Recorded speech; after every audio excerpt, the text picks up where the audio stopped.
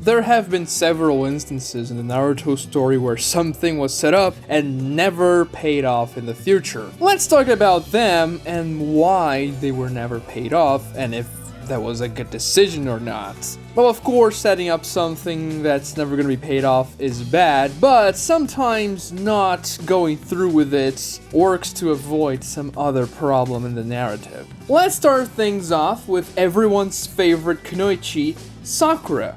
Remember when everyone said that Sakura was amazing at genjutsu, that she has so much potential for genjutsu, that she was brilliant? I mean, Kakashi said that in the training arc with the bells. Sasuke said that several times about Sakura, and that had to do with Sakura's chakra control. She was the best at controlling her chakra among Team 7, and therefore she had a lot of potential in becoming very good at genjutsu. This was very clearly a setup for Sakura being the genjutsu user in the team. It was clear that Team 7 was foreshadowed and built up to be split in between the three major ninja arts. Sakura for genjutsu, Sasuke for ninjutsu, and Naruto for taijutsu. However, this never happens. I mean, Sakura never learns a single genjutsu. She just breaks out of a couple, and yeah, that's pretty much what she does with genjutsu. She becomes the healer of the team, which also requires really great chakra control, so it's not as though that ability went to waste. But we can see that the genjutsu guy in the team is Sasuke because the Sharingan and whatnot, and I don't think that's a bad idea. Of course Sasuke should be good at genjutsu because that's the entire Uchiha shtick. However, giving Sakura some type of genjutsu would have been good, especially because she was so heavily foreshadowed to be this genjutsu prodigy that not giving her anything up until the end of the story doesn't make much sense, especially because everyone always wanted Sakura to be stronger, and she should have been more powerful than what she ended up being because, yes, she is in the main team of the series. She should be more relevant in terms of her character and strength, and that just never happens. Continuing with Sakura and promises that were never paid off, well, we have Sakura's inner self, which was a very funny gimmick that Sakura had in part 1 of the series. Her inner self was always contradicting her thoughts or reinforcing them, usually for comedic relief. But in the Sakura vs. Ino fight, which a lot of people hate, and I don't really get it because it's a fine fight, man. I mean, it's alright. In that fight, Sakura uses her inner self to essentially expel Ino from her consciousness, and that actually allows Sakura not to lose the fight. The fight ties in the end, but still, she would have lost if not for the inner self. And you could say, yeah, they came out of left field, and sure, it kinda did, but Naruto did motivate Sakura as well. So that also helped Sakura's inner self to break her out of Ino's jutsu, and that is never used again. Sakura never uses her inner self for anything else other than just comedic relief, and in Naruto Shippuden, she just stops using it. The inner self kind of vanishes from the story entirely, which is sad because honestly that was one of my favorite aspects about Sakura's character. Now let's move on to a fight that was teased to no end but we never got it. Sasuke versus Neji in the Chunin exams. Neji and Sasuke were both said to be the prodigies of their year. They were both from very prestigious clans and talented ninjas, and they were always compared, essentially. Whenever someone talked about Neji, they talked about Sasuke and vice versa during the Chunin exams. So everyone thought, yeah, these two guys are probably gonna fight. Never happened though, which is kind of strange. You would figure a fight between Sasuke and Neji would be very hype and that people would love watching it, but I understand why this fight was never included. The story simply didn't have that much space. It could have been included in the Forest of Death, but putting the fight there would be a stomp for Neji, and that's probably not what Kishimoto wanted. He would probably want something more balanced, so having Sasuke fight Neji in the final round of the Chunin exams would be more ideal. However, Neji's character arc in the Chunin exams could not be fulfilled without fighting Naruto, and also Sasuke couldn't lose because he had to fight Gaara. Therefore, the Sasuke versus Neji fight simply couldn't happen in the appropriate moment for Kishimoto. After the Chunin exam, Sasuke just becomes way more powerful than Neji, and the fights would also be a stomp, but now for Sasuke's side. So unfortunately, even though it would have been very nice to see them fight in a battle to the death, not to the death, but in a very hard battle, we don't see it because of the story and because of the pacing, and also because things just wouldn't fit so well if they had that fight. Now let's talk about a character that was built up as being important and kind of forgotten, and that's Anko. Now, I'm not gonna be here talking about every single character that was forgotten in Naruto Shippuden, but Anko is a more interesting case for me because she was Orochimaru's pupil. And we know that the pupils of the Sanins have a great significance in the story, especially Minato and Naruto and Sasuke and Sakura. Granted, Chizune is not that important, but still, Anko had a curse mark. She had an interesting arc during the Forest of Death. She even wanted to take Orochimaru with her so that she could get rid of him forever because she hated him so much for what he did. And that was all very interesting. Anko was a compelling character, and after this arc, she literally disappears from the story, appearing once every 100 chapters and never doing anything relevant whatsoever. Seems a bit wasteful if you wanna ask me. I get the feeling Kishimoto had something planned for Anko and Orochimaru, but never really found the right way of executing it or even where to put it in the story, so he just chose to kind of ignore Anko forever. I mean, she's not even in the war arc, she's just laying there in Kabuto's hideout. Her only purpose for existing there is just to bring Orochimaru back.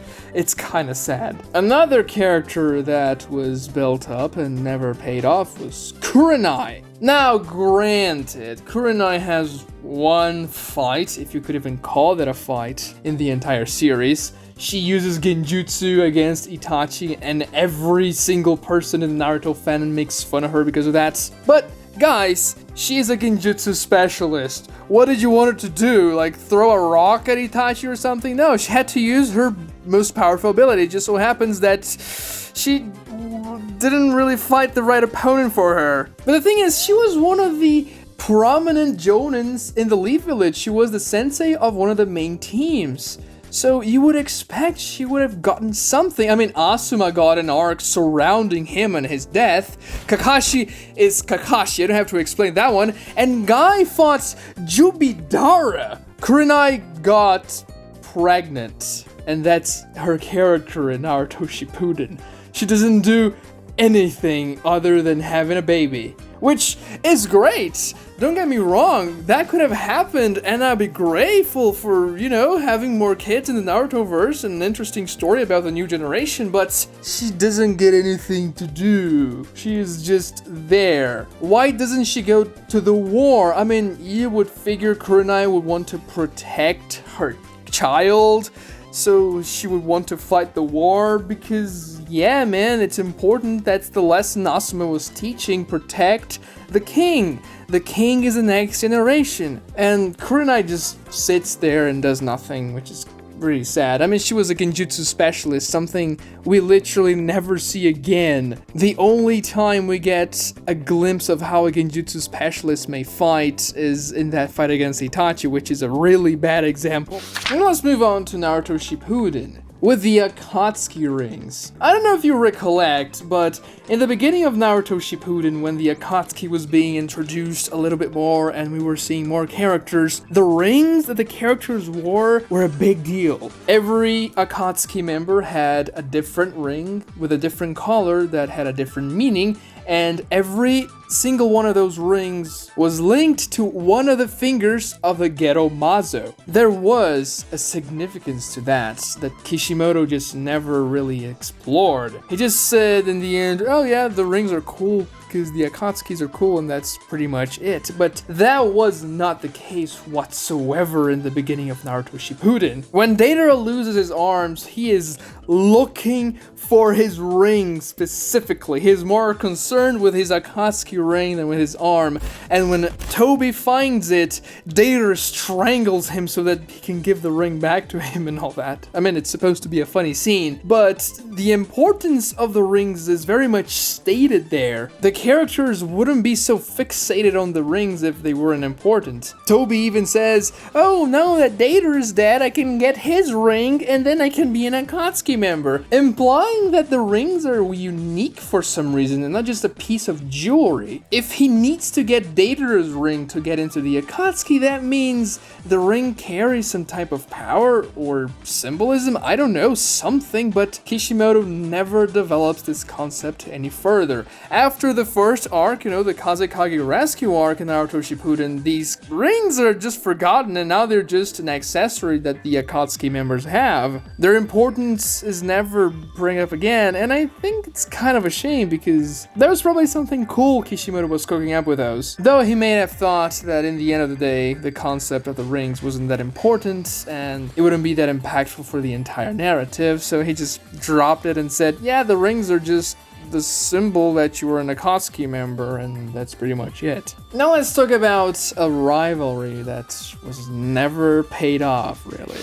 Neji versus Rock Lee. They were set up to be these rivals ever since the Chunin exams. I mean, Rock Lee's objective was to defeat Neji Hyuga to show him that hard work beats natural talent. Now, a lot of people say that this is the core theme of the Naruto series, and it is not. It is just one of the themes specially connected to Rock Lee, but hard work beating natural talent is by no means the entire theme of the series. However, the rivalry between the characters was definitely set up, and a fight between them was set up as well. I mean, it didn't have to be a fight between enemies, but seeing the two characters fighting to see who's more powerful would be very satisfying. And yet, they never did. I mean, let's be real, Neji and Rock Lee got a very poor treatment in Naruto Shippuden. Lee didn't do anything in the entire story, and Neji didn't do anything and then died to a stick.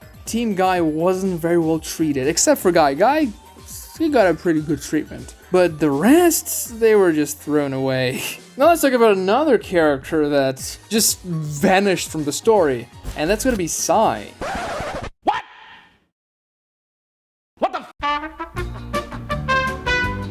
He was introduced in the Tenchi Bridge arc as a guy from the root, Ambu, a spy for Danzo that's looking over Naruto and seeing what's happening. I don't really like Sai that much, not having a personality and having to develop feelings and learning to express emotion is a type of arc I'm not a great fan of, but it's serviceable. Sai serves as a mystery for the Tenchi Bridge arc. We're always second guessing his true intentions. And also the book, he's drawing all those drawings and not having the book completed in the end with his brother, and then him completing it and shaking his brother's hand in the book. It's something interesting. It essentially finishes the character's arc up well in that particular arc, but then Sai disappears from the story. He has no relevance whatsoever after the Tenchi Bridge arc. And you would expect he would, because he is one of the Team 7 members. Now, not that I'm really pissed off at that, because I don't really like Sai that much, so it's fine that he is not in the narrative, but it's so weird that even in the arc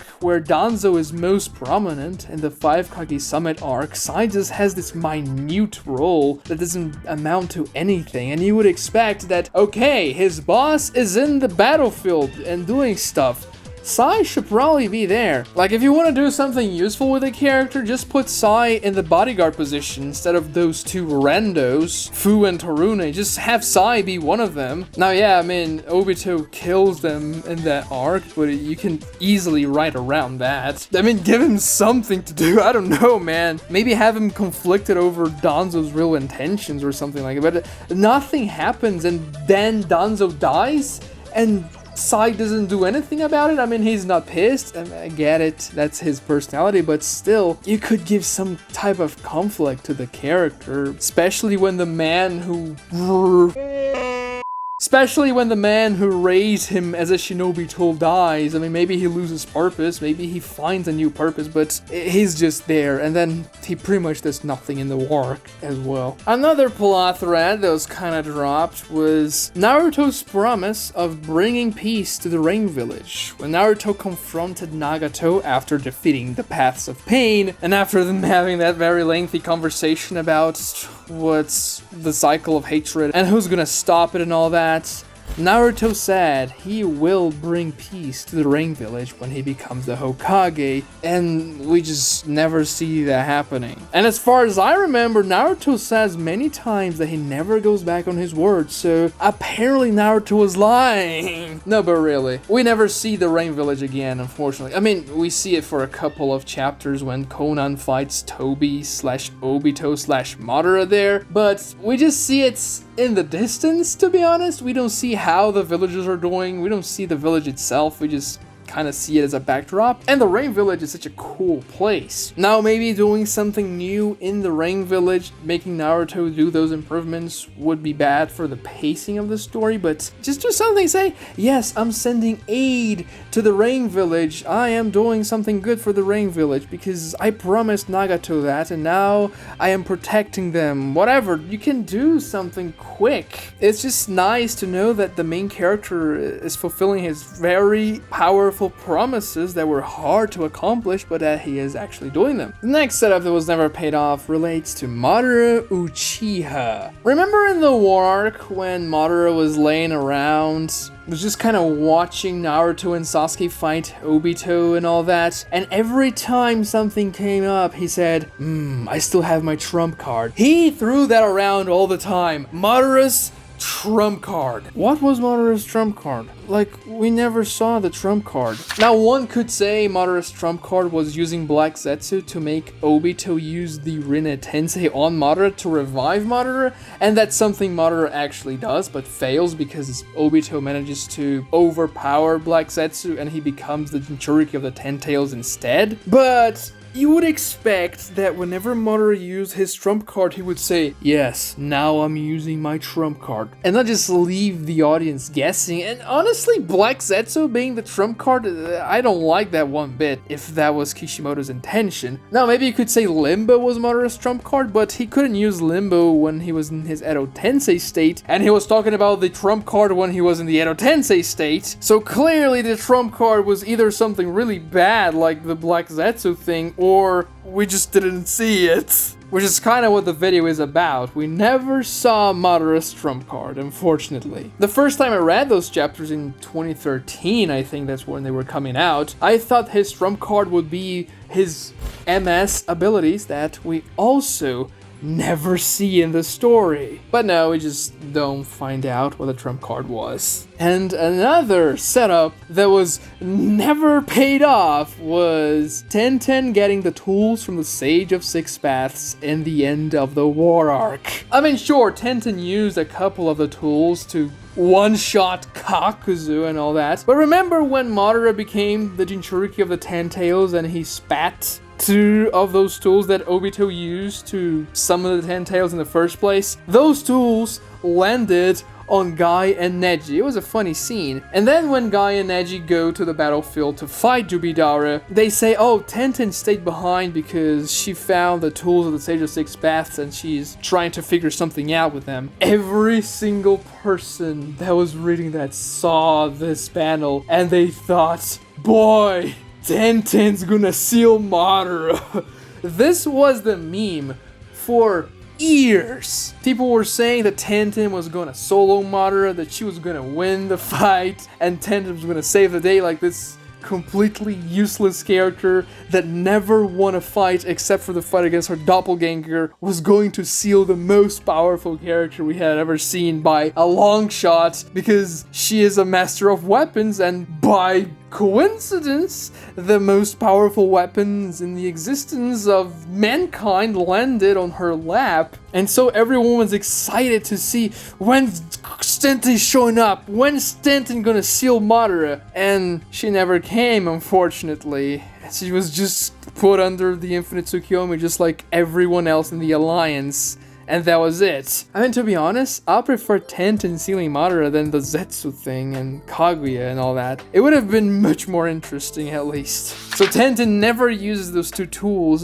She never seals Madara, she never does anything with them. We only see the tools in the last chapter when Tenten is running her weapons shop and nobody is really buying anything and the weapons are there, which is really strange, to be honest. Just having those legendary powerful weapons laying around as a display in your shop is really strange. I mean, would a gun shop have nukes on their display? Sure, they were not for sale, but still, it's just weird. But anyway, tell me in the comments down below if I missed any setups that were never paid off in the Naruto series. Watch this other video right here for more entertaining Naruto content. Subscribe to this channel if you haven't already, and like this video to help me out with the YouTube algorithm. It really helps if you like the video. Thank you so much for watching.